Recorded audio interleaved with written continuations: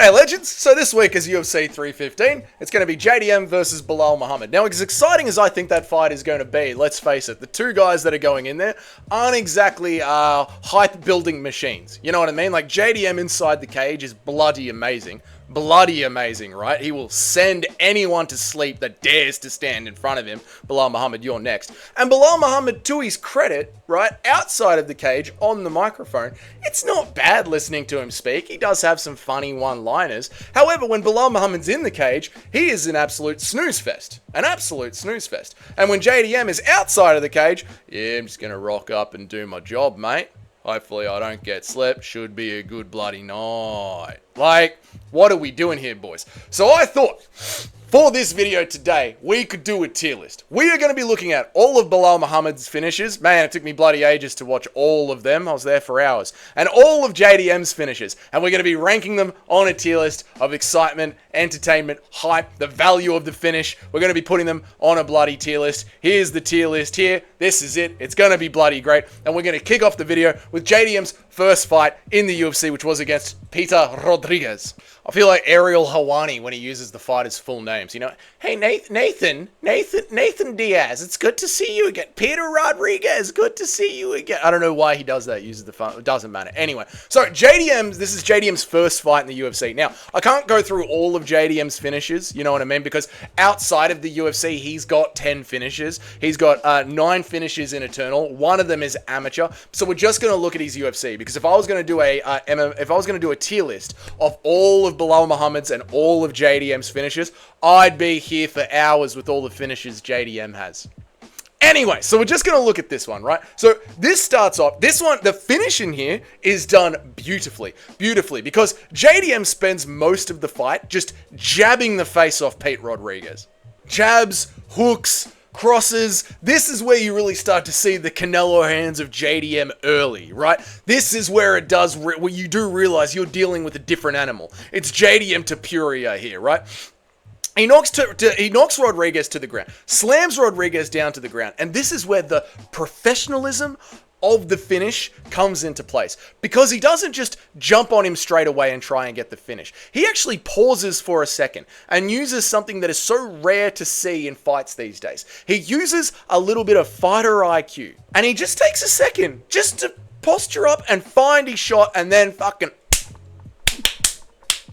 perfect stuff. Perfect stuff. This is an amazing finish from JDM, and it's a great way to get the ball rolling on the tier list. You were in there against a solid opponent, you showed great fight IQ, you showed great ability to finish. This is where we start to really put together what we want here. So I think I'm going to be putting the JDM Peter Rodriguez finish, I know it's a small photo, but you know what I mean, we just went through it, over here in A tier. This sets the field for the rest of the tier list perfectly, I feel. We got Belal Muhammad versus Augusto Manato, yeah? Belal Muhammad, the fight starts exactly the way that you would expect a Belal Muhammad fight to start. Like, literally nothing happens. They just fake the jab at each other. It looks worse than a sparring match. It's a classic early Belal Muhammad sort of a fight where both of these two fighters are too scared to engage, and they just end up sort of dancing around each other, pitter-patter jabbing. This really is the scene from the fight that sort of carries the entire fight. Now, I know you won't believe this, but Belal Muhammad does a classic Belal Muhammad. It gets poked in the eye and has a little bit of a cry about it. It's a bloody young Belal. He gets a little sook. He has a little cry. Anyway, the fight goes on. And then in the very last minute of the fight, bloody Masimento, he goes ahead and he actually gasses out with all the wrestling that's going on. So Belal is able to get on top and start to get this pitter-patter sort of a ground and found finish. So just to recap this entire fight, it starts off as a sparring match. It starts off with both fighters too scared to engage. Then Masimento just gasses out, and Belal Muhammad gets on top, ground and pound sort of a finish. This is the kind of finish that makes you go, you know what? There's no real warrior spirit in a fight like this, is there? There's no like real savagery in it. So you've got to say a finish like this where your opponent just sort of gasses out and you get given the win essentially. Unfortunately for Belal, his first finish in the UFC, that is going to go in the S tier, and in the F tier. I would love it to go higher, but you want to see someone with a bit of warrior spirit. You want the kind of finish where the opponent gets sent up till Valhalla. And Belal's opponent here isn't getting sent up to Valhalla. Right, let us move on to Jack Della Maddalena's next finish. This one is against Ramazan Emeev. Ramazan Emeev, look, JDM 25, already working his way up the UFC. Beautiful, beautiful. He's in there against 35-year-old experienced Ramazan Emeev, right? And Jack against Ramazan Emeev. Obviously, Ramazan Emeev, he comes out with a lot of grappling early. Lot of early grappling, but of course, JDM can easily shuck off the grappling. The narrative that JDM doesn't have good counter grappling is a complete fallacy, mate.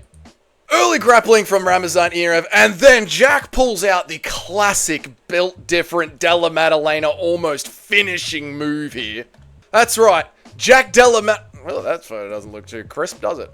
That's right, Jack Della Maddalena bloody knees him in the face, boys. That's a classic Jack Della Maddalena move there. And then he unloads with the huge body shots, almost in like a Ilya Topuria-esque sort of combination. He throws the big overhand, he starts ripping to the body, he's got Emeev up against the cage, and Emeev, he does truly just, he gives up. He gives up. Like he gives up like someone getting barely touched in the eye. He just falls to the ground, and he pulls a classic sort of a Anthony Smith sort of a guard. He crumples up into a ball trying to save his life, and JDM is just standing over him, just picking shots, you know, just putting him away with bloody ease. It's very hard to like properly judge a fight like this one because his opponent, just like in Belal's F tier fight, Jack's fight here gave him really like no warrior spirit in it. He did just Anthony Smith into a ball. However, I will say the big difference is Jack is the one that caused his opponent to give up. Like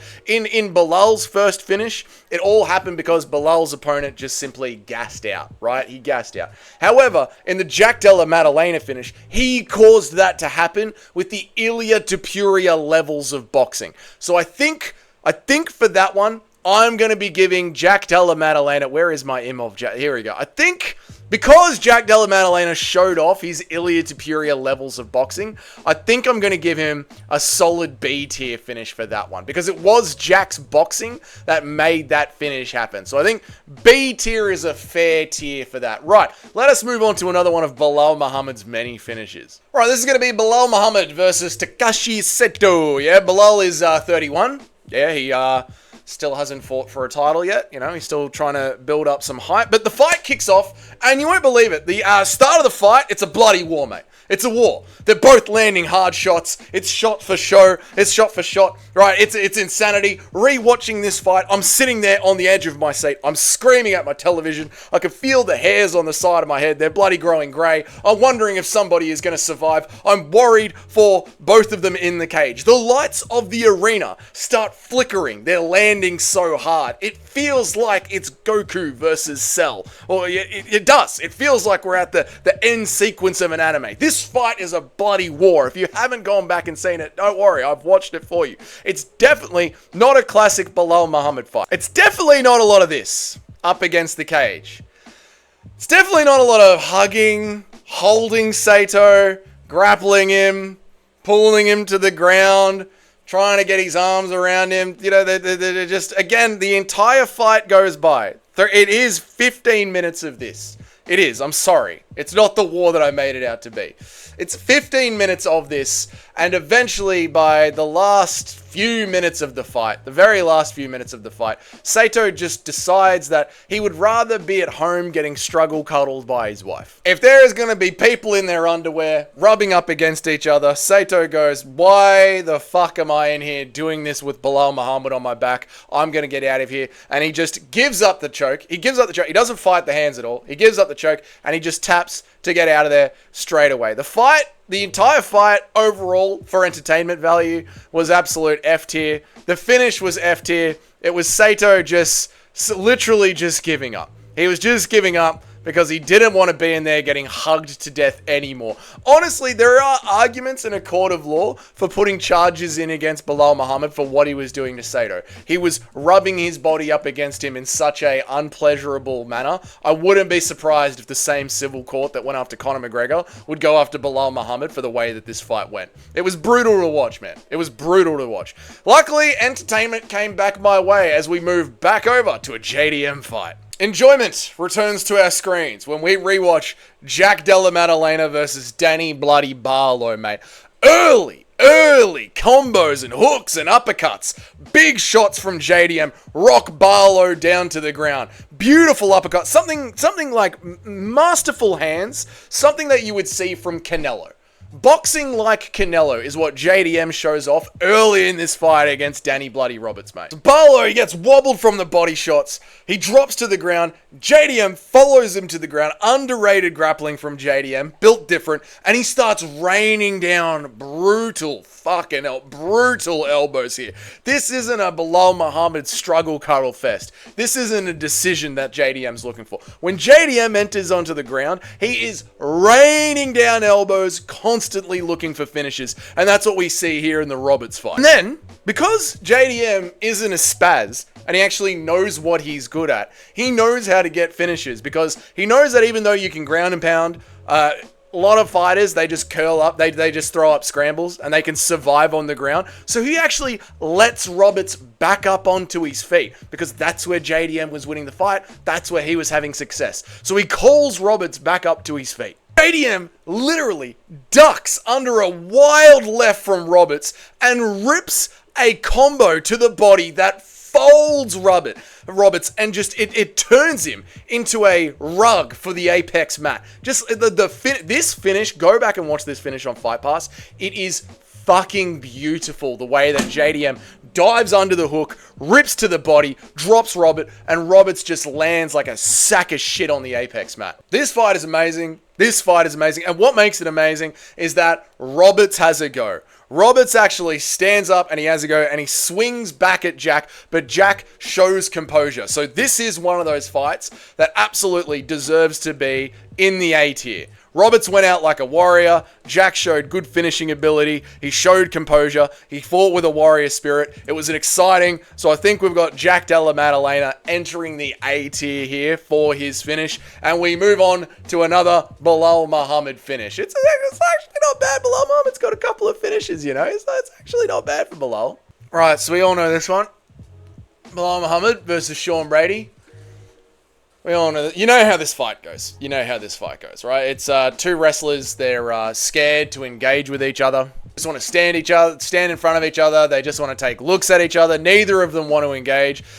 Brady starts to gas out. It feels to me like when I watch this fight back, I don't remember. I didn't do any research on it, but it feels to me when I watch this fight back, it feels like he had a bad weight cut that week. Yeah? Or maybe there was like fresh painting done in the hotels or something like that. But Brady clearly starts gassing out, yeah? And Belal, he starts to land some like peppering shots, you know? He starts to land some pitter-patter shots. I think Brady, when Brady is blocking some of the shots, he moves his glove up, and the corner of his glove catches his nostril, and his nostril starts bleeding a little bit from damage that he's done to himself. It's a very odd finish, and quite honestly, when I go back and rewatch it, it feels like an early stoppage. It feels like an early stoppage to me. Like, I know that if this fight had happened in Vegas, it wouldn't have gotten stopped the way that it got stopped. Like, Brady was still on his feet. He still had his hands up. He just had a little cut on his nose that he had caused himself. You know, it was obvious that he had a bad weight cut. I don't know about this. I think because this one was an early stoppage and you can't really trust what happened in there, you sort of do have to put this one down in the F tier as well, because it wasn't a proper, real stoppage. It was just a bit early for my liking. So unfortunately, Belal Muhammad is yet to break out of the F tier when it comes to stoppages. But that's okay, because we've got another JDM stoppage to go through. JDM versus Randy Brown. Randy Rude Boy Brown, who is, of course, an absolute monster. A monster in the cage. Let's not forget that he was robbed by Brian Battle. He was straight up robbed by Brian Battle. He just killed the last Viking left on the planet. He just absolutely destroyed the last Viking left on the planet. Now, look, the first few minutes in this fight, right? Jack does have a little bit of trouble getting on the inside of Randy Brown. He does, all right? But look at the height and the reach difference here. Look at it, yeah? Like, Randy Brown is 6'3". The reach difference is insane, okay? Now, and on top of that as well, Randy Brown is also cheating, yeah? Because during the fight, Randy Brown is employing the John Jones move. I'm not saying he's on steroids, right? Big takeaway from this video will be that John Jones is on steroids. I'm talking about the Chris Weidman. Yeah, he is jousting with his fingers. He's jousting with his fingers. But of course, JDM doesn't care that Randy Brown has got 100 foot of reach on him. Yeah, he doesn't care that Randy Brown is jousting. He doesn't care at all. JDM, why? Why? One reason. I'll tell you why. Because JDM is fucking built different. JDM figures out the range by just sending one straight down the center. Pops in over the top. Bang. Rocks Randy Brown hard. And he does it multiple times during this fight. Boom! Spins Randy Brown's head back. And Randy Brown, he goes down like a fucking warrior because his body is fighting for consciousness as long as possible. Yeah, like he kept swinging, but in the end, he went out like Linkin Park. It didn't even matter. Randy Brown did not want to go out, but his body just kept trying to have a go. He was wobbly, hobbling. It looked like Robert Whittaker in there. The way that JDM was piecing him up and Brown was fumbling back over himself during this finishing sequence. Unfortunately for Randy Brown, by the time his brain completely gave up, he did end up face down, ass up. That is the way that we like to fuck. A-tier finish. A-tier finish. Highly memeable. Fucking warrior of a bloke. Twice JDM size. David and Goliath-esque sort of a fight for JDM. Like, he is in there against a monster of a guy who just gets finished. Like, Randy Brown is a bad, bad man. And JDM slept him clean. So that is an A-tier. You know what? That might even be S-tier. You know what? I'm chucking this one in the S. This is an S-tier finish for Jack Della Maddalena. They just get better and better, and we've still got more JDM finishes to go. Unfortunately, we've run out of Belal Muhammad finishes. You know, he's been in the UFC far longer than JDM, but we've just plain run out. We've plain run out. We didn't manage to get him out of the F tier, but we got one more JDM finish, and of course, it is the Gilbert Burns finish. JDM versus Gilbert Burns. Amazing fight. Amazing fight. You all know what happens. Early in the fight, JDM blocks a head kick. He blocks the most brutal head kick from Gilbert Burns, and it snaps his arm in the very first round, yeah? But Jack Della Maddalena, he doesn't say shit about his arm being snapped and broken in the first round. You know why? Because Jack Della Maddalena, he's fucking built different, boys. The fight goes on and on and on. And if you'll notice, right, if you'll notice here, boys, to the Ian Gary Glazers out there, pay attention to this. Gilbert Burns at the time is ranked 4th.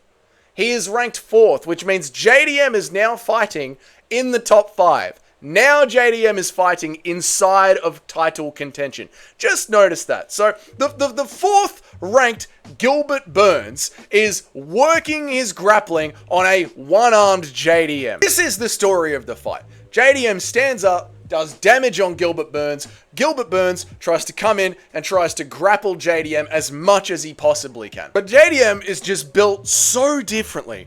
So differently, it doesn't matter. He gets up every single time. Every single time. So they return to space, and when they do, Jack boxes the shit out of Gilbert Burns' head, yeah? This is the natural ebb and flow of the fight, and it's in the 3rd round when JDM just gets fucking sick of Gilbert Burns' takedowns that he chooses to end it. He chooses to end the fight, and he just sends one up the middle, boys. He fucking launches a knee into orb. Gilbert Burns is shocked.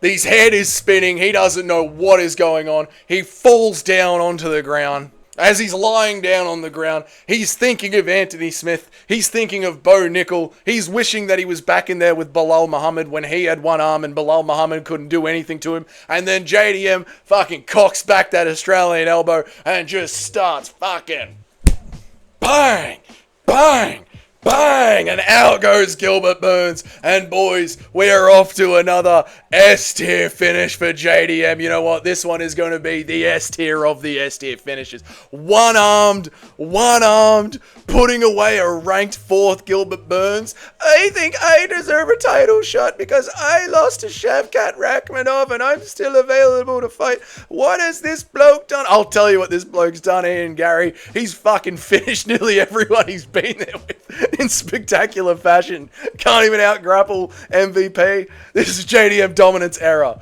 This is why JDM is going to be getting the finish over Belal Muhammad. Belal Muhammad can try and struggle, cuddle his way all he wants. But if JDM has got 2 arms and a body full of spirit and vinegar and piss and hasn't got any quit in him, JDM is going to fucking sleep Belal Muhammad. You heard it here first, boys. That is the tier list, the ranking of every single JDM and Belal Muhammad finish. Let me know what you think about it down there in the comments. If you enjoyed this video, g'day, my name's Dougie. I make an MMA video every single day of the week, Monday through Friday, and I try and go live at least 3 times a week. If you want to know when all that happens, hit the notification button down there, hit the subscription button as well. Let me know down in the comments, what's your favorite JDM moment? Let me know about that down there in the comments. What's your favorite JDM moment? And if you're one of the paying members of the channel, thank you guys so much. Your names are up in the next slide. And until then, I'll see you on the next video. Bye.